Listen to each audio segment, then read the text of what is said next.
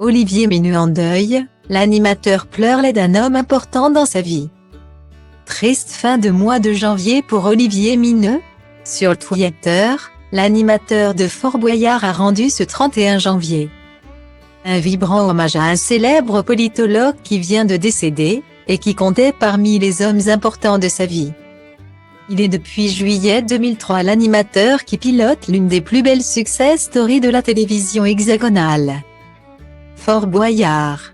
Sa carrière télévisuelle a commencé dans les années 90, lorsque le jeune homme taillé dans un coton-tige comme il l'affirme lui-même a intégré l'émission Matin Bonheur comme chroniqueur. Son talent lui a ensuite rapidement fait grimper les échelons. Il en devient le présentateur avant d'enchaîner aux commandes de Pyramide, puis de La Cible. Une présence sur les écrans qui dure depuis si longtemps que le public en a sans doute oublié qu'Olivier Mineux nous vient du plat pays voisin.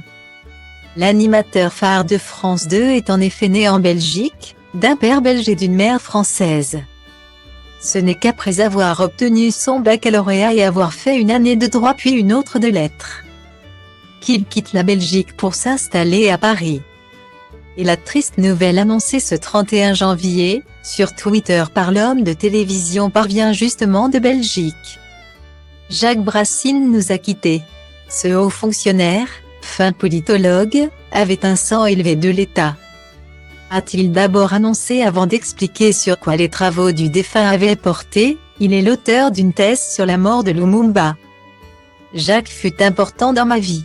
Je rends hommage ici à sa mémoire et à sa vie dédiée à la chose publique, a conclu Olivier Mineux dans son émouvant hommage au haut fonctionnaire belge.